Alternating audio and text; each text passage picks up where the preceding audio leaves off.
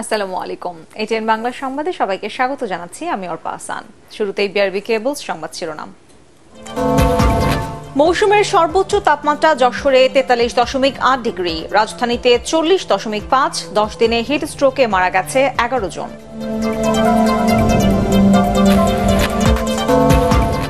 মন্ত্রণালয়ের আদেশ অমান্য করে খোলা রাখা শিক্ষা প্রতিষ্ঠানের বিরুদ্ধে ব্যবস্থা নেওয়া হবে বললেন শিক্ষামন্ত্রী। বৃহস্পতিবার পর্যন্ত ছুটি থাকছে স্কুল মাদ্রাসা।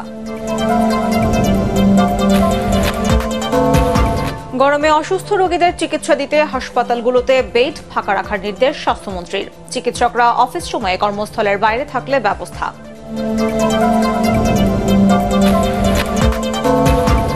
অপরিকল্পিত নগরায়নে অসহনীয় তাপমাত্রা, কঠোর নীতিমালা তৈরির তাগিদ পরিবেশ ও নগরবিদদের।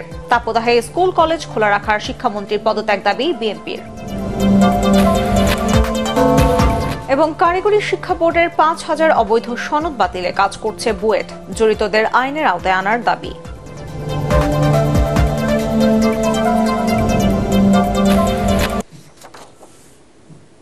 শুনছিলেন বিআরবি কেবল সংবাদ শিরোনাম। এবারে বিস্তারিত। প্রায় 3 যুগের রেকর্ড ভাঙা গরমে নাভিশ্বাস উঠেছে দেশবাসীর। যশোরে সর্বোচ্চ 43.8 ডিগ্রি সেলসিয়াস তাপমাত্রা রেকর্ড করা হয়েছে। হিট অ্যালার্টের মধ্যেই অনেকটা বাধ্য হয়েই জীবনের তাগিদেই কাজে বের হচ্ছেন সবাই। এই পরিস্থিতির উন্নতির জন্য অপেক্ষা করতে হবে আরও 2 থেকে 3 দিন বলে জানিয়েছে আবহাওয়া অফিস। প্রতিনিধিদের তথ্যচিত্রে রিপোর্ট করছেন মনির হোসেন তপু। তাপমাত্রা যেন কমার নামই নিচ্ছে না, পর্যায়ক্রমে সূর্য ছড়াচ্ছে প্রখরতা। মৌসুমে সর্বোচ্চ তাপমাত্রা উঠেছে যশোরে। তীব্র তাপদাহে দিশেহারা মানুষ। অসহনীয় গরম আর বাতাসে জলীয় বাষ্প বেশি থাকায় হাঁসফাঁস অবস্থা হয়েছে সবার। এদিকে 35 বছর পর দেশের ইতিহাসে রেকর্ড 43.7 ডিগ্রি তাপমাত্রা উঠেছে চুয়াডাঙ্গায়। একই অবস্থা দেশের আরও অনেক জেলায়। ঘরের ভেতর থাকতে কোথাও কোথাও করা হয়েছে মাইকিং। চুয়াডাঙ্গা অফিস সৃষ্টির পর থেকে এটা চুয়াডাঙ্গায় সর্বোচ্চ তাপমাত্রা। চুয়াডাঙ্গা জেলার উপর দিয়ে অতি তীব্র তাপপ্রবাহ বয়ে যাচ্ছে। এটা আর 1 থেকে 2 দিন অব্যাহত থাকতে পারে। তারপর থেকে তাপমাত্রা কমতে শুরু করবে। আগামী সপ্তাহের মাঝামাঝি বৃষ্টিপাতের সম্ভাবনা আছে। বৃষ্টিপাত হলে তাপপ্রবাহ কমে যাবে। এদিকে গ্রীষ্মের তীব্র তাপদাহে পড়ছে রাজশাহী নগরী। তীব্র গরমে স্থবির হয়ে পড়েছে সাধারণ মানুষের জীবনযাত্রা। সীমাহীন কষ্ট আর সবচেয়ে বেশি ঝুঁকিতে রয়েছেন দিনমজুর ও রিকশা চালকরা। ঘরবন্দি রয়েছে শিশু ও বৃদ্ধরা। যারা কর্মজীবী ফরিদপুরে তীব্র তাপদাহে পথচারী ও কর্মজীবী মানুষকে কিছুটা স্বস্তি দিতে খাবার পানি, স্যালাইন ও গামছা বিতরণ করেছে জেলা পুলিশ। এই গরমে চাঁপাইনবাবগঞ্জে ডায়রিয়ার প্রকোপ দেখা দিয়েছে। 250 শয্যা বিশিষ্ট জেলা হাসপাতালে প্রতিদিন বাড়ছে ডায়রিয়া রোগীর সংখ্যা। শিশু ও বয়স্করাই আক্রান্ত হচ্ছেন বেশি। আমার মেয়ে ডায়রিয়া হয়েছে, প্রতিদিন ভর্তি হয়েছে। পাতলা পায়খানা, বমি, জ্বর আর ঠান্ডা। এদিকে প্রচণ্ড গরমে গাজীপুরে ঢাকা চট্টগ্রাম রেল লাইন বাঁকা হয়ে গিয়েছে। অনেক জেলার সড়কের পিচও গলে গিয়েছে। গরমে অতিষ্ঠ প্রাণীকুলো। মনির হোসেন তপু, এটিএন বাংলা। এদিকে সিলেটে বিকেলে হালকা বৃষ্টি হয়েছে। তীব্র তাপদাহের মধ্যে এই বৃষ্টি জনমনে কিছুটা প্রশান্তি দেয়। বিকেল 5টার কিছু পরে 10 মিনিট ধরে চলে বৃষ্টি। তবে কত মিলিমিটার বৃষ্টি হয়েছে তা জানাতে পারেনি আবহাওয়া অফিস।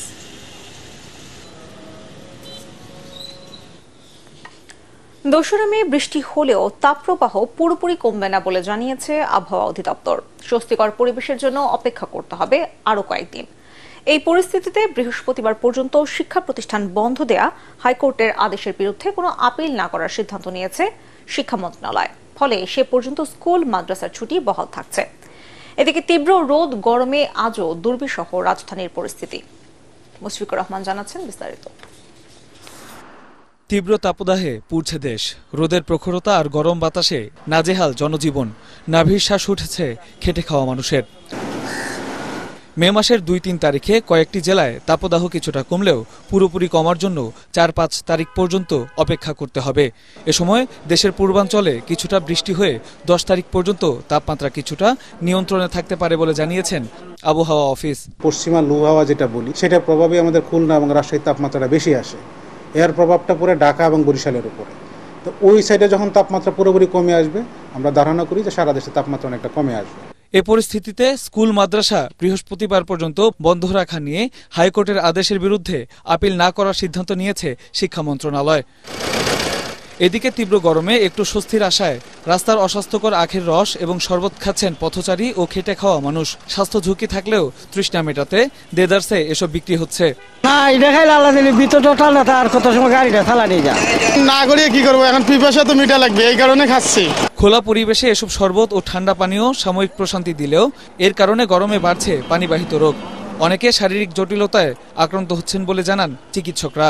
যে বরফটি এখানে ব্যবহার করা হচ্ছে সেই বরফটি কিন্তু বাণিজ্যিক উদ্দেশ্যে ব্যবহারের জন্য তৈরি করা হয়েছে। ফলে এই জাতীয় পানীয় খাওয়ার কারণে একদিকে যেমন ফুড পয়জনিং বা খাদ্যে বিষক্রিয়া বেড়ে যাচ্ছে, অন্যদিকে পানিবাহিত রোগ যেমন typhoid, jaundice, hepatitis, diarrhoea, dysentery ইত্যাদি বেড়ে যাচ্ছে। প্রচণ্ড গরমে বাইরে থেকে ঘরে ফিরে ঠান্ডা পানীয় পান করতে বারণ করেছেন জনস্বাস্থ্য বিশেষজ্ঞরা। তীব্র এই তাপপ্রবাহ কবে কমবে তা সঠিকভাবে বলা মুশকিল। প্রচণ্ড গরমে মাথা চারা দিয়ে উঠছে বিভিন্ন রোগ, যার বেশিরভাগই পানিবাহিত। তাই রাস্তার ধারের অস্বাস্থ্যকর পানীয় পান থেকে বিরত থাকতে পরামর্শ দিয়েছেন চিকিৎসকরা। মুশফিকুর রহমান, এটিএন বাংলা, ঢাকা। শিক্ষা প্রতিষ্ঠান বন্ধের নির্দেশের পরও যারা খোলা রাখছে তাদের বিরুদ্ধে ব্যবস্থা নেওয়ার হুঁশিয়ারি দিয়েছেন শিক্ষামন্ত্রী মহিবুল হাসান চৌধুরী নওফেল। তিনি বলেন, স্কুল কলেজ পরিচালনার দায়িত্ব শিক্ষা মন্ত্রণালয়ের, এ বিষয়ে হস্তক্ষেপের এখতিয়ার নেই আদালতের। রিপোর্টে জানাচ্ছেন মাহবুব কবির চাপল। তীব্র গরমে শিক্ষা প্রতিষ্ঠান পরিচালনা নিয়ে গত কয়েকদিন ধরে চলছে হযবরল অবস্থা। হাইকোর্ট বলছে বন্ধ থাকবে, শিক্ষা মন্ত্রণালয় বলছে অঞ্চল ভিত্তিক খোলা থাকবে। এতে দ্বিধান্বিত শিক্ষার্থী ও অভিভাবকরা। শিক্ষামন্ত্রী বলেন, শিক্ষা প্রতিষ্ঠান পরিচালনায় আদালতের হস্তক্ষেপের এখতিয়ার নেই। তারপরও বৃহস্পতিবার পর্যন্ত স্কুল বন্ধ রাখতে হাইকোর্ট যে আদেশ দিয়েছেন সেটির কপি পাওয়ার পর পরবর্তী সিদ্ধান্ত নেওয়া হবে। স্বপ্রণোদিত নির্দেশনা আমরা যদি পেয়ে থাকি তাহলে সেটা আমাদের জন্য অত্যন্ত পরিচালনাগত বিষয়, সেটা অনেক কঠিন হয়ে দাঁড়ায়। এটা একান্তই নির্বাহী এখতিয়ার। ইংরেজি মাধ্যম, ও লেভেল, এ লেভেল স্কুল, সেখানে প্রভাবশালী বা ধনশালী ব্যক্তিরা, সমৃদ্ধশালী ব্যক্তিরা তাদের সন্তানদেরকে পড়াশোনা করতে পাঠান, তাদের স্কুলগুলো খোলা থাকবে। আর প্রান্তিক পর্যায়ে তাদের সন্তানরা পাঠদান কার্যক্রম করতে পারবে না। এটা তো মানে দৃশ্যত বৈষম্যমূলক একটি পরিস্থিতি সৃষ্টি করবে। আদালতের যে অন্তর্বর্তীকালীন আদেশ সেটা যদি বহাল থাকে সেটা মেনে চলতে আমরা নির্বাহী বিভাগ, আইনের শাসনের প্রতি যেহেতু আমরা শ্রদ্ধাশীল, আমরা সেটা মেনে চলতে বাধ্য। তবে সেটা আমাদের অবগত হতে হবে। এখন পর্যন্ত আমরা সেটা অবগত হয়নি, এখনো সময় আছে। তাপপ্রবাহের কারণে বিভিন্ন জেলার শিক্ষা প্রতিষ্ঠান বন্ধ রাখার নির্দেশ দেয় শিক্ষা মন্ত্রণালয়। তারপরও অনেক স্কুল খোলা রাখা হয়। ক্লাসে আসতে বাধ্য করা হয় শিক্ষার্থীদের। তাদের বিরুদ্ধে ব্যবস্থা নেয়ার কথা জানান শিক্ষামন্ত্রী। আমার একটা ছবি দিয়েছে যে আমি বসে আছি শীতাতপ নিয়ন্ত্রিত কক্ষে, আর বাকিরা কষ্ট করে বিদ্যালয়ে যাচ্ছে। আমাদের প্রান্তিক জনগণের কথা যেন তারা ভাবেন, প্রান্তিক অভিভাবকের কথা ভাবেন। যারা নির্দেশনা দেওয়ার পরও বিদ্যালয় খোলা রেখেছে, যে সমস্ত জেলায় আমাদের তাপমাত্রা অত্যাধিক, সেই সমস্ত বিদ্যালয়ের বিরুদ্ধে অবশ্যই আমরা ব্যবস্থা নেব। জলবায়ু পরিবর্তনের কারণে আগামীতে শিক্ষা ক্যালেন্ডারেও পরিবর্তনের ইঙ্গিত দেন মন্ত্রী। শিক্ষা কার্যক্রম পরিচালনার জন্য যতদিনের প্রয়োজন সেটা অর্জন করার জন্য যদি শুক্রবারও খোলা রাখতে হয়, আমাকে খোলা রাখতে হবে। মাহবুব কবির চপল, এটিএন বাংলা, ঢাকা। তীব্র গরমে অসুস্থ রোগীদের চিকিৎসা দিতে দেশের হাসপাতালগুলোতে সুষ্ঠু ব্যবস্থাপনার মাধ্যমে বেড ফাঁকা রাখার নির্দেশনা দিয়েছেন স্বাস্থ্যমন্ত্রী ডাক্তার সামন্তলাল সেন। বঙ্গবন্ধু শেখ মুজিব মেডিকেল বিশ্ববিদ্যালয়ের ২৭তম বিশ্ববিদ্যালয় দিবস উপলক্ষে এক আলোচনায় তিনি এই নির্দেশনা দেন। অফিস সময়ে কোনো চিকিৎসক বাইরে গেলে তার বিরুদ্ধে কঠোর ব্যবস্থা নেওয়া হবে জানিয়ে স্বাস্থ্যমন্ত্রী বলেন, চিকিৎসকদের ভালো কাজের জন্য পুরস্কৃত করা হবে। তাদের সুরক্ষা নিশ্চিতের পাশাপাশি রোগীদেরও সুরক্ষা দিতে হবে। এ সময় সামন্তলাল সেন দেশের বাইরে, বিশেষ করে নেপাল ও ভুটানে বঙ্গবন্ধু শেখ মুজিব মেডিকেল বিশ্ববিদ্যালয় সুনাম কুড়িয়েছে বলেও মন্তব্য করেন। গবেষণায় আরও জোর দিতে বিশ্ববিদ্যালয়টিকে আহ্বান জানান স্বাস্থ্যমন্ত্রী। আমাদের কিছু কিছু চিকিৎসক যে অফিস টাইমের মধ্যে বাইরে যান, আমি কিন্তু এটা কিছুতেই সহ্য করব না। এটা যেই হোক নাই হোক, আমি এর বিরুদ্ধে অবশ্যই তাদের বিরুদ্ধে অ্যাকশন নিব। আরেকটা কথা আমি সবসময় বলি, ভুল চিকিৎসা বলতে কোনো জিনিস কিছু নাই। ভুল চিকিৎসা বলার অধিকার আমাদের কারো নাই। আমরা কথায় কথায় দেখি ভুল চিকিৎসা বলে ডাক্তারদের উপরে আক্রমণ হয়। ভুল চিকিৎসা বলার একমাত্র অধিকার বাংলাদেশ মেডিকেল ডেন্টাল কাউন্সিলের। একটা যদি কোনো চিকিৎসায় কোনো গাফিলতি হয় তাদের কাছে কমপ্লেন করা, এবং আমার জানা মতে বাংলাদেশ মেডিকেল ডেন্টাল কাউন্সিল কয়েকজনের ভুল চিকিৎসার জন্য শাস্তিও দেওয়া হয়েছে। মিয়ানমারে গৃহযুদ্ধের কারণে বাংলাদেশ সীমান্তেও সমস্যা হচ্ছে বলে মন্তব্য করে প্রধানমন্ত্রীর মুখ্য সচিব তোফাজ্জল হোসেন মিয়াজ বলেছেন, রোহিঙ্গাদের নিজ দেশে প্রত্যাবাসনই এর একমাত্র সমাধান। দুপুরে প্রধানমন্ত্রীর কার্যালয়ে ঢাকায় নিযুক্ত বিভিন্ন দেশের রাষ্ট্রদূত ও আন্তর্জাতিক সংস্থার প্রতিনিধিদের সাথে রোহিঙ্গা সংকট সহ বিভিন্ন বিষয়ে আলোচনার সময় তিনি একথা বলেন। প্রধানমন্ত্রীর মুখ্য সচিব বলেন, রোহিঙ্গাদের প্রত্যাবাসনে দেরি হলে তাদের মধ্যে হতাশা বাড়বে এবং তারা বিভিন্ন আইন বিরোধী কর্মকাণ্ডে জড়িয়ে পড়বে। এটি হবে পুরো অঞ্চলের নিরাপত্তার জন্যই হুমকি স্বরূপ। এ সময় রোহিঙ্গাদের দ্রুত মিয়ানমারে ফিরে যাবার ব্যাপারে সহায়তা করতে আন্তর্জাতিক সম্প্রদায়ের প্রতি আহ্বান জানান তিনি। We also see that there some people are there who is a sort of illegal migration. So this may create imbalances. So security issue is our priority and stability is our priority. So given that situation, how can we support local people and the Rohingya, and we don't want that in between the Rohingya there are many groups. তীব্র দাবদাহের মধ্যে শিক্ষা প্রতিষ্ঠান খোলা রেখে কোমলমতি শিক্ষার্থীদের জীবন হুমকির মুখে ঠেলে দেওয়া হচ্ছে অভিযোগ করে শিক্ষামন্ত্রীর পদত্যাগ দাবি করেছে বিএনপি। দলটির সিনিয়র নেতারা অভিযোগ করেন, উন্নয়নের নামে বৃক্ষ নিধন, নদী জলাশয় ভরাট করে ক্ষমতাসীনরা দেশের পরিবেশকে হুমকির মুখে ঠেলে দিয়েছে। রাজধানীতে আলাদা অনুষ্ঠানে নেতারা এসব কথা বলেন। আরো জানাচ্ছেন মনিল হাসান। তীব্র দাবদাহে পুড়ছে দেশ। অসহনীয় গরমে কাহিল শ্রমজীবী মানুষের পাশে দাঁড়াতে বিভিন্ন এলাকায় বিশুদ্ধ পানি ও খাবার স্যালাইন বিতরণ করছে বিএনপি ও অঙ্গ সংগঠনের নেতাকর্মীরা। রাজধানীর কারওয়ান বাজার ও বাড্ডা এলাকায় মহানগর থানা ও ওয়ার্ডের নেতারা পথচারীদের মাঝে খাবার পানি ও স্যালাইন বিতরণ করেন। এ সময় দাবদাহের মধ্যে শিক্ষা প্রতিষ্ঠান খোলা রাখার বিষয়ে শিক্ষামন্ত্রীর অবস্থানের সমালোচনা করেন বিএনপির সিনিয়র নেতারা। শিক্ষামন্ত্রী স্কুল বন্ধ না করে আদালত আজকে স্কুল কলেজ বন্ধ করে দেয়। এই শিক্ষামন্ত্রী পদত্যাগ করুন, মানুষকে বাঁচান, গরিব মানুষকে বাঁচান।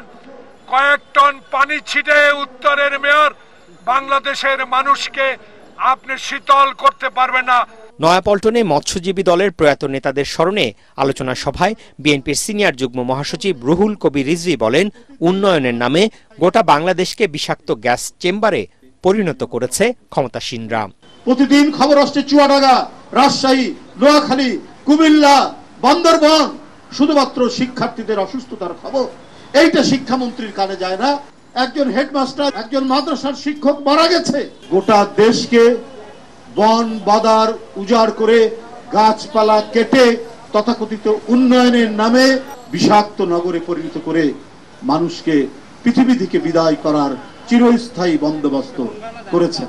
এদিকে মহান মে দিবস উপলক্ষে বুধবার নয়াপল্টনে সমাবেশ ও র্যালি সফল করতে যৌথ সভা করে জাতীয়তাবাদী শ্রমিক দল। বিএনপি ও শ্রমিক দলের নেতারা এতে অংশ নেন। মইনুল আহসান, এটিএন বাংলা, ঢাকা। অপরিকল্পিত নগরায়ন, জলাশয় ভরাট, গাছপালা কাটা সহ পরিবেশ দূষণের কারণে তাপমাত্রা বাড়ছে বলে জানায় বাংলাদেশ পরিবেশ আন্দোলন বাপা। ঢাকা রিপোর্টার্স ইউনিটিতে বাপার সংবাদ সম্মেলনে তারা বলেন, রাজনৈতিক সদিচ্ছা ও সঠিক নীতিমালা বাস্তবায়ন না হলে তাপমাত্রা ও পরিবেশ দূষণ কমানো সম্ভব নয়। শফিউল আলম সুজনের রিপোর্টে বিস্তারিত। তীব্র দাবদাহে জনজীবন অতিষ্ঠ, রেকর্ড তাপমাত্রায় কোথাও স্বস্তি নেই। এমন পরিস্থিতিতে বাংলাদেশের পরিবেশ আন্দোলন বাপার এই সংবাদ সম্মেলন। গাছপালা, জলাশয় ধ্বংস করে সংবাদ সম্মেলনের শুরুতেই তারা বলেন, বিশ্বজুড়ে জলবায়ু পরিবর্তন ছাড়াও ঢাকা সহ সারা দেশের নগরায়ন করা হচ্ছে অপরিকল্পিতভাবে। জলাশয় ভরাট, ব্যক্তি ও পুঁজিকেন্দ্রিক মানসিকতার কারণে রাজধানীকে ধ্বংস করা হচ্ছে। ফলে পরিবেশ দূষণের কারণে মানুষের গড় আয়ু 5 থেকে 8 বছর কমে যাচ্ছে। আমাদের যে টেম্পারেচার বেড়ে যায় সেখানে ক্ষতি আছে এবং এটা ডাইরেক্ট হলো মানুষের শরীরে ক্ষতি করে, প্লাস আমাদের এগ্রিকালচার প্রোডাকশন কমে যাচ্ছে। দুনিয়াতে বড় বড় মোড়লরা তারা প্রকৃতি নষ্ট করবে প্রতিজ্ঞা করছে। আমেরিকা বলেন, চায়না বলেন, তারা কিন্তু এই জায়গায় এসে সাইন করেন না। কাজেই আমরা যারা চুনোপটি তারা আমরা তার সাফার করতেছি। কোন দেশে 25% বনায়ন প্রয়োজন হলেও বাংলাদেশে তা 10%-এর নিচে নেমে এসেছে। এ পরিস্থিতিতে টেকসই বনায়ন প্রয়োজন বলেন পার্শ্ববর্তী দেশের তীব্র তাপপ্রবাহের কারণে চুয়াডাঙ্গা সহ ওই অঞ্চলের গরম বেশি। এ অবস্থায় তীব্র দাবদাহ ও পরিবেশ রক্ষায় বন ও বনভূমির সুরক্ষার পাশাপাশি 8 দফা দাবি তুলে ধরেন বাপা। তাপদাহের তীব্রতার জন্য আমরা আমাদের জলভিত্তিক ধ্বংস সাধন, সবুজ ভিত্তিক ধ্বংস সাধন, ব্যক্তিগত পর্যায়ে গাছ রোপণ লালনের অনাগ্রহ এবং পুঁজি নির্ভরতাকে প্রাধান্য দিয়ে জীবন আচরণ, এই জলাধার এবং সবুজকে প্রাধান্য না দিয়ে কোনো ধরনের প্রকল্পকে অনুমোদন না দেওয়ার দৃঢ় সংকল্প না করাকে দায়ী করে আজকে উপস্থাপন করেছি। এখনই তাপমাত্রা নিয়ন্ত্রণে পরিকল্পনা নিতে না পারলে ভবিষ্যতে আরো বেশি সময় ধরে তাপপ্রবাহ হবার শঙ্কা করেন বিশেষজ্ঞরা। শফিল আলম সুজন, এটিএন বাংলা, ঢাকা। কারিগরি শিক্ষা বোর্ডের 5,000-এর বেশি ভেরিফাইড অবৈধ সনদ বাতিলে কাজ করছে বুয়েট। অভিভাবক ও শিক্ষার্থীরা বলছেন অদক্ষ লোকের হাতে টাকার বিনিময়ে সনদ দেওয়ার সাথে জড়িত সবাইকে আইনের আওতায় আনতে হবে। এদিকে কারিগরি শিক্ষা বোর্ডের নানা অনিয়মের তদন্ত চলছে। মনির হোসেন তপুর আরেকটি রিপোর্ট। কারিগরি শিক্ষা বোর্ডের রমরমা সনদ বাণিজ্যের খবরে তোলপাড় সারা দেশ। পড়াশোনা না করে এবং পরীক্ষায় অংশ না নিয়েই 5 থেকে 7,000 জনের কাছে অবৈধ সনদপত্র, যা বোর্ডের সার্ভারে সংযুক্ত। সনদের মূল কপিও রয়েছে সবার কাছে। মোটা অঙ্কের টাকার বিনিময়ে নেয়া এই সনদ দিয়ে অনেকেই করছেন সরকারি বেসরকারি চাকরি, আবার কেউ পাড়ি জমিয়েছেন বিদেশে। যারা করছে তারা তো তদন্ত করে দেখছে, ওনারাও চায় যে বোর্ডটা ভালো থাকুক, সবাই তো চায়। শিক্ষিত মানুষে যদি বিবেকহীন কাজ করে ডেস্কে বসে, সেটা তো কেউই করতে পারবে না। কারিগরি শিক্ষা বোর্ডের অসাধু কর্মকর্তাদের যোগসাজশে সনদের মূল কপি সহ অনলাইনে ভেরিফাইড করে দিয়েছে জালিয়াত চক্রটি। সেই অবৈধ সনদগুলো চিহ্নিত করা আদৌ কি সম্ভব? বোর্ডে কাজ করতেছে, অলরেডি ওনারা কাজ শুরু করে দিচ্ছে। গোপন জিনিস আর গোপনই থাকলো না, তাহলে আমরা ধরবো কিভাবে? এই জন্য বোর্ড বলছে আমরা বলবো না, মেকানিজমটা বললেই ওটা সরে যাবে। সিস্টেমে একটা ফাঁকফোকর রয়ে গিয়েছিল, তাই তো এটা হয়েছে। জি, এটা তদন্ত হচ্ছে। এখন আমাদের আপাতত বুয়েট যেমন যে ইয়াগুলো বাকি আছে সেগুলো মনে কমপ্লিট করতেছে। আগারগাঁওয়ে কারিগরি শিক্ষা বোর্ড জুড়ে এখন থমথমে অবস্থা। ছুটিতে আছেন অনেকেই। এখানে আসলে কি বলবো, এখানে পিএ টু চেয়ারম্যান যে সব ফ্যামিলির সাথে তো ইনভলভ না, এটা আমাদের অফিসিয়াল ব্যাপার। এই বোর্ড থেকে দেয়া 27টি পরীক্ষার সনদের নিরাপত্তায় ঘাটতিগুলো চিহ্নিত করে ব্যবস্থা নেওয়া হচ্ছে, তবে অনেক সমস্যাই এখনো রয়ে গেছে। কারিগরি শিক্ষা বোর্ডের বিভিন্ন পরীক্ষার উত্তরপত্র এভাবেই স্তূপ আকারে পড়ে আছে সিঁড়ির মধ্যে। অযত্ন, অবহেলায়, অব্যবস্থাপনার মধ্যেই রয়েছে এই উত্তরপত্রগুলো। এখানে পরীক্ষা অংশ নেয় অনেকে হয়তো পাশ করেছেন, আবার কেউ ফেল করেছেন। মনির হোসেন তপু, এটিএন বাংলা, ঢাকা।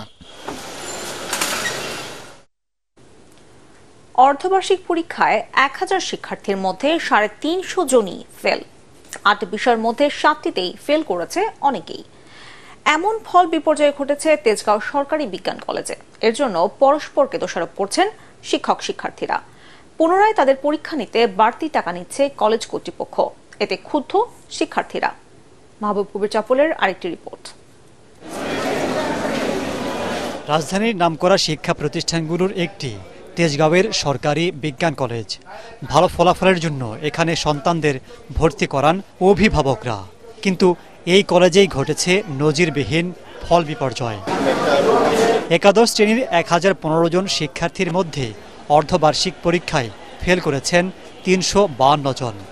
8 বিষয়ে পরীক্ষা দিয়ে 7টিতেই ফেল করেছেন কেউ কেউ। যে পরীক্ষার সিলেবাস, পরীক্ষার রুটিন এগুলো আসলে সময় মতো আমাদের দেওয়া হয় না। প্রত্যেকটা পরীক্ষার মাঝখানে কোনো প্রকার গ্যাপ দেওয়া হয় না। আমরা স্যারদেরকে বলছি, কিন্তু স্যাররা বলছে এভাবেই দিতে হবে। মানে আমাদের উপরে বলতে গেলে একটা জোর জবরদস্তি করা হচ্ছে। একসাথে দ্বিতীয় বছর প্রথম বছর নেওয়া হয়েছে, তো এই কারণে সিলেবাসটা একটু বড় ছিল। ভর্তির সময় আমাদের প্রসপেক্টাসের ভিতরে আমরা সিলেবাস দিয়ে দিয়েছি। অনেকে করে কি ওইটা আমাদের কথা না শুনে তারা উদ্বাস বিভিন্ন বড় ভাইদের কাছে যায়, তার জন্য তারা পরীক্ষার সিলেবাসটা ওইভাবে কমপ্লিট করতে পারে না এবং পরীক্ষা তারা খারাপ করে। হ্যাঁ, অবশ্যই আমাদের দায় আছে, যার জন্য আমরা শুরু থেকেই তাদেরকে ধরেছি। শিক্ষার্থীরা জানান, যারা নিয়মিত ক্লাসে উপস্থিত ছিলেন না তাদের কাছ থেকে ৫-৬ টাকা করে জরিমানা নিয়ে পরীক্ষার সুযোগ দিয়েছে কলেজ কর্তৃপক্ষ।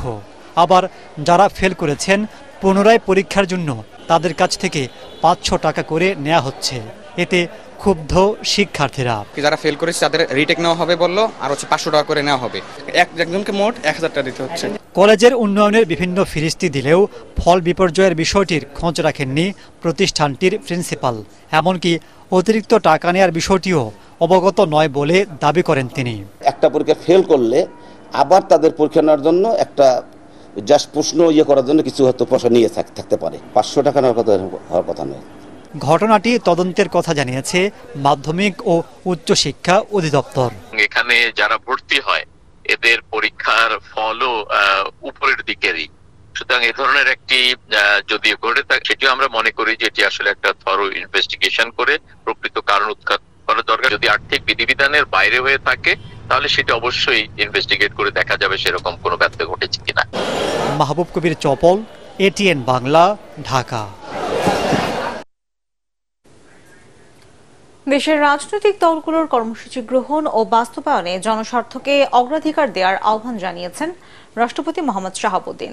তিনি বলেন, দেশের উন্নয়ন অগ্রগতি বাধাগ্রস্ত হয় এমন জনগণের ভোগান্তি বাড়ে এমন কর্মসূচি প্রত্যাহার করতে হবে।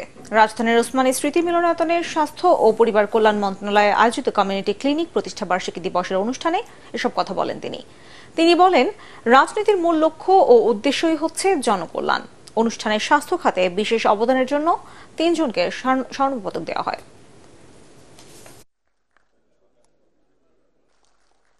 রাজনীতির মূল লক্ষ্য ও উদ্দেশ্যই হচ্ছে জনকল্যাণ। সরকার ও রাজনীতিবিদদের সকল সিদ্ধান্তের ক্ষেত্রেই জনস্বার্থকে প্রাধান্য দিতে হবে। সিদ্ধান্ত কে বা কারা বা কোন সরকার নিল সেটি বড় কথা নয়। বড় কথা হচ্ছে সিদ্ধান্তটি জনস্বার্থে নেওয়া হয়েছে কি না। রাজনৈতিক স্বার্থ সিদ্ধির জন্য জনস্বার্থকে জলাঞ্জলি দেওয়া রাজনৈতিক দেউলিয়াত্ব ও প্রতিহিংসার রাজনীতির চরিত্রকেই উন্মোচিত করে। রাজনীতিতে যদি প্রতিহিংসা থাকে তাহলে সেই দেশে গণতন্ত্র ঠিকমতো বিকশিত হতে পারে না। পরিবহন ব্যবসায়ীদের বিশেষ সুবিধা দিতেই রেলের ভাড়া বাড়ানো হচ্ছে বলে অভিযোগ করেছে যাত্রী কল্যাণ সমিতি। সংগঠনটির নেতারা জানান, রেয়াত প্রত্যাহারের নামে রেলের ভাড়া বৃদ্ধির সিদ্ধান্ত গণবিরোধী। দ্রুত এই সিদ্ধান্ত বাতিলের দাবি জানান সংগঠনটির মহাসচিব মোজাম্মেল হক চৌধুরী। রাজধানীর প্রেস ক্লাবে সংবাদ সম্মেলনে এসব কথা বলেন তিনি। বাসের ভাড়ার সাথে যদি আমার ট্রেনের ভাড়াটা কাছাকাছি করে দেন তাহলে আপনি একটু আগ বাড়াইয়া বাসের ব্যবসাটাকে সম্প্রসারণের সুযোগ তৈরি করে দিলেন। রেল কর্তৃপক্ষের চরম দূরদর্শিতা আর রেল কর্তৃপক্ষের যারা দায়িত্বরত আছেন তারা বড় বড় প্রকল্প নিয়ে ব্যস্ত, তারা যাত্রী সেবার মনোযোগী নয়। শনিবার শিক্ষা প্রতিষ্ঠান খোলা রাখার বিষয়টি সাময়িক বলে জানিয়েছে শিক্ষামন্ত্রী মহিবুল হাসান চৌধুরী নওফেল। আবহাওয়া জলবায়ুর উপর ভিত্তি করে অঞ্চলভিত্তিক শিক্ষা প্রতিষ্ঠান বন্ধ রাখার বিষয়ে নীতিমালা প্রণয়ন করা হবে বলেও জানান তিনি। রাজধানীর টিচার্স ট্রেনিং কলেজ মিলনায়তনে বঙ্গবন্ধু সৃজনশীল মেধা অন্বেষণ প্রতিযোগিতার সমাপনী অনুষ্ঠানে এসব কথা বলেন তিনি। শিক্ষামন্ত্রী বলেন, মুখস্থ বিদ্যায় পাশ করা সার্টিফিকেট দিয়ে বিশ্বে কর্মসংস্থানের সুযোগ কমে যাচ্ছে, তাই দক্ষ মানব সম্পদ তৈরিতে সৃজনশীল শিক্ষায় গুরুত্ব দিচ্ছে সরকার।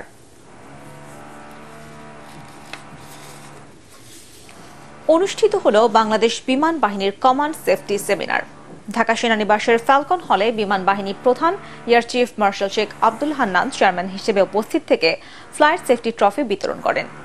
সেমিনারে বাংলাদেশ বিমান বাহিনীর ঘাঁটি বাসারকে আন্তঃঘাঁটি ফ্লাইট সেফটি ট্রফি এবং 11 নম্বর বহরকে 2023 সালে সর্বোচ্চ নিরাপদ উড্ডয়ন ঘণ্টা অর্জনের জন্য আন্তঃবহর খাদিমুল বাসার ফ্লাইট সেফটি ট্রফি দেওয়া হয়। এছাড়া এবছর সেরা বিমান প্রকৌশল বহর হিসেবে বিমান বাহিনী ঘাঁটি বাসারের বিমান প্রকৌশল বহরকে best aircraft engineering squadron trophy দেওয়া হয়।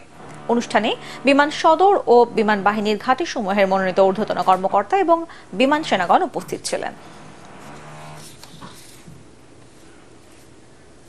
এবারে জানাবো আল আরাফা ইসলামী ব্যাংক অর্থ সংবাদ।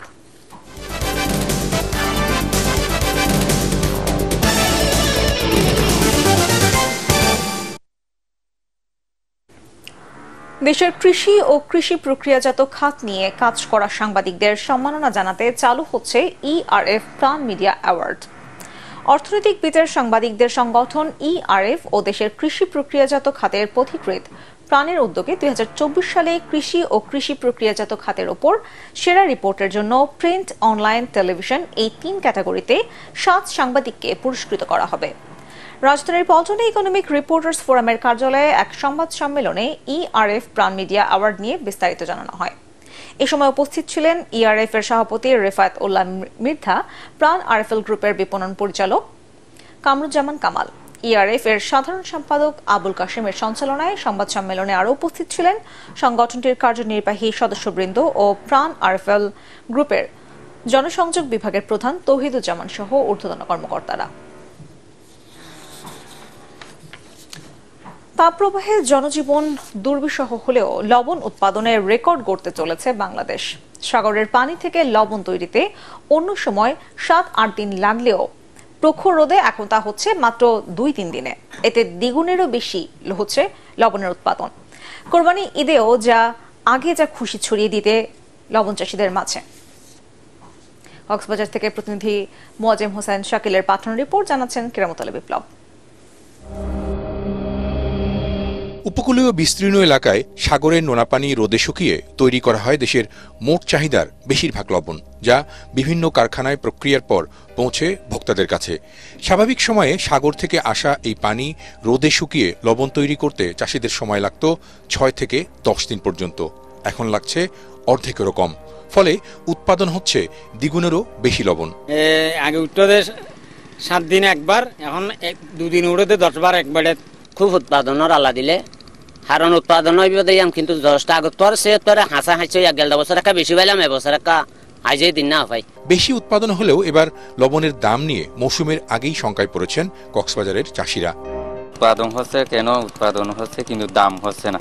বেশি গরমও বেশি, কষ্ট বেশি, ননের দাম একটা বাড়াইলে ভালো হইব। সবচেয়ে বেশি লবণ উৎপাদন হয় কক্সবাজার জেলার বিভিন্ন উপকূল এবং চট্টগ্রামের বাঁশখালীতে। বঙ্গোপসাগর তীরের এসব এলাকায় নভেম্বর থেকে মে পর্যন্ত 66,000 একরেরও বেশি জমি লবণ চাষে ব্যবহার করেন স্থানীয়রা।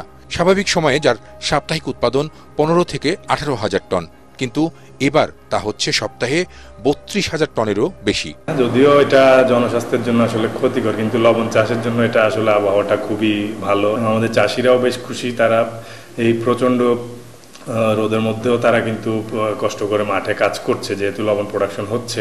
বিসিকের তথ্য অনুযায়ী দেশে চলতি বছর 25,28,000 টন লবণের চাহিদা ও উৎপাদন লক্ষ্যমাত্রা ধরা হয়েছে সরকারিভাবে। এপ্রিলের তৃতীয় সপ্তাহের মধ্যেই প্রায় 20 লাখ টন লবণ তৈরি হয়েছে, যা দেশের 63 বছরের ইতিহাসের নতুন record. Bureau report, ATN Bangla. পোশাক শিল্পে প্রযুক্তির ব্যবহার বাড়ার পাশাপাশি কর্মীদের কাজের সুযোগ যেন কমে না যায় সেদিকে নজরদারি বৃদ্ধির আহ্বান জানিয়েছেন শ্রমিক নেতারা। তাদের মতে অটোমেশন প্রক্রিয়া যেন অর্থনীতিতে দ্বিমুখী প্রভাব না ফেলে। ঢাকা রিপোর্টার্স ইউনিটিতে ইন্ডাস্ট্রিয়াল বাংলাদেশ কাউন্সিলের মে দিবসের আলোচনায় বক্তারা জানান, জবাবদিহিতামূলক ব্যবসা বাণিজ্যে শ্রমিকের ন্যায্য মজুরি, নিরাপদ কর্মপরিবেশ ও স্বচ্ছতা নিশ্চিত করতে হবে। প্রশিক্ষণ প্রদানের পাশাপাশি চড়া মূল্যস্ফীতির এই সময়ে শ্রমিকদের জীবনমান সহজ করতে তাদের সামাজিক সুরক্ষা কর্মসূচির আওতায় আনার দাবি জানান নেতারা।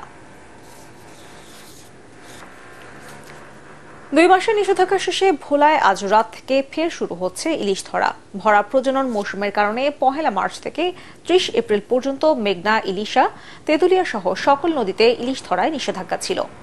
নিষিদ্ধ সময় এসব নদীতে মাছ শিকার করায় ভোলা জেলার 419 জন জেলেকে জেল জরিমানা করা হয়। 2 মাস ইলিশ আহরণ বন্ধ থাকায় নদীতে এবার প্রচুর মাছ ধরা পড়বে বলে আশা করছেন জেলেরা। গত মৌসুমে ভোলায় 1,91,000 মেট্রিক টন ইলিশ ধরা পড়েছিল। এবার তা আরও বাড়বে বলে আশা করছেন মৎস্য কর্মকর্তারা। এই অভয়াশ্রমের অভিযান পরিচালনায় আমরা 282টি মামলা হয়েছে, তার ভিতরে 5 লক্ষ টাকা জরিমানা এবং 419 জনকে জেল এবং 1 লক্ষ টাকা আমরা নিলাম করেছি বিভিন্ন মাছ সহ অন্যান্য মালামাল। এবং আমরা প্রায় 4 লক্ষ মিটার ইলিশ জাল এবং 22 লক্ষ মিটার কারেন্ট জাল সহ প্রায় 850 পিস বিভিন্ন ধরনের বেহুন্দি এবং পাইজাল আটক করে সেটাকে যথাযথভাবে বিনষ্ট করা হয়েছে। রাজশাহীর সাংস্কৃতিক সংগঠনগুলোকে আরো সমৃদ্ধ করতে অনুশীলনের উপর গুরুত্ব দিয়ে জেলায় উদযাপিত হলো আন্তর্জাতিক নৃত্য দিবস। এ উপলক্ষে বাংলাদেশ নৃত্যশিল্পী সংস্থার রাজশাহী শাখার উদ্যোগে শিশু একাডেমির উন্মুক্ত মঞ্চে আলোচনা সভার আয়োজন করা হয়। এতে বক্তারা চর্চা ও অনুশীলনের মাধ্যমে দেশের সংস্কৃতিকে বেগবান করা এবং অপসংস্কৃতি রোধে সকলকে একযোগে কাজ করার আহ্বান জানান। রাজশাহী শাখার সভাপতি শহীদুল ইসলামের সভাপতিত্বে অনুষ্ঠানে প্রধান অতিথি ছিলেন রাজশাহী কলেজের বাংলা বিভাগের প্রধান ও খ্যাতিমান নৃত্যশিল্পী অধ্যাপক ডক্টর শিখা সরকার সহ অনেকে।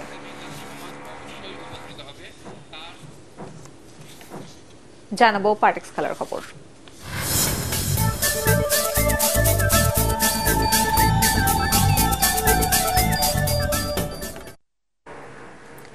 শেখ জামাল ধানমন্ডি ক্লাবকে 4 উইকেটে হারিয়ে প্রিমিয়ার ডিভিশন ক্রিকেট লিগের শিরোপা জিতেছে ঢাকা আবাহনী লিমিটেড। বিকেএসপির 4 নম্বর মাঠে ধানমন্ডির ক্লাবটির সামনে লক্ষ্যমাত্রা ছিল 268 রান। এনামুল হক বিজয়ের 67 আর আফিফ হোসেন ধ্রুবর 83 রানে শুরু থেকেই জয়ের পথে এগোতে থাকে আবাহনী। এরপর অধিনায়ক মোসাদ্দেক হোসেন সৈকত 53 রান করে ম্যাচ জিতিয়ে মাঠ ছাড়েন। এই নিয়ে 22 বার প্রিমিয়ার ক্রিকেটের ট্রফি জিতেছে ঐতিহ্যবাহী ক্লাবটি। এর আগে ব্যাটিংয়ে নেমে 185 রানে 8 উইকেট হারিয়ে 200 নিচে অল আউটের সংখ্যায় পড়ে শেখ জামাল, কিন্তু 58 বলে 85 রানের ইনিংস খেলে দলকে চ্যালেঞ্জিং স্কোর এনে দেন জিয়াউর রহমান। এছাড়া সাকিব আল হাসানের ব্যাটে আসে 49 রান। 5 ম্যাচ টি20 সিরিজকে সামনে রেখে চট্টগ্রামে অনুশীলন করেছে বাংলাদেশ ও জিম্বাবুয়ে ক্রিকেট দল। 18 মাস পর জাতীয় দলে ফেরা সাইফুদ্দিন ব্যাটে বলে সমানভাবে ঘাম ঝরিয়েছেন। বিশ্বকাপের সুযোগ পেতে নিজের সেরাটা দিতে চাইবেন এই অলরাউন্ডার। শিশুদের পুরো অনুশীলন সামনে থেকে দেখেছেন কোচ চন্ডিকা হাতুরুসিংহে, ছিলেন সহকারী কোচ নিক পোথাসো। এছাড়া নাজমুল হোসেন শান্ত, পারভেজ ইমনরাও ছক্কা হাঁকিয়ে অনুশীলন সেরেছেন। এরপর জিম্বাবুয়ে ক্রিকেট দল নিয়ে অনুশীলনে নামেন অধিনায়ক সিকান্দার রাজা।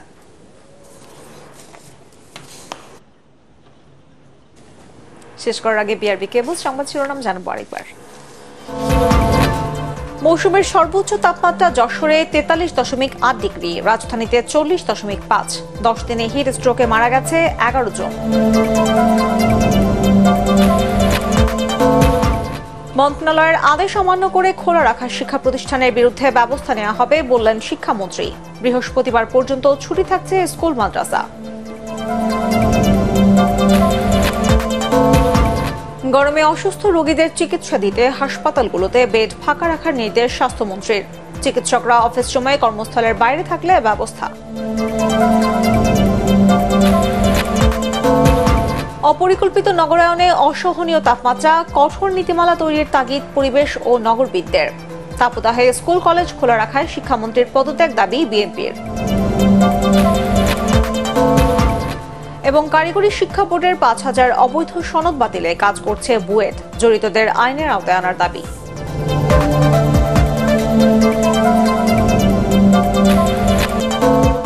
পরবর্তী সংবাদ দেখার আমন্ত্রণ জানিয়ে এখনকার মতো শেষ করছি। এটিএন বাংলার সংবাদ ইউটিউবে দেখতে ব্রাউজ করুন youtube/এটিএন বাংলা নিউজ। ধন্যবাদ সবাইকে।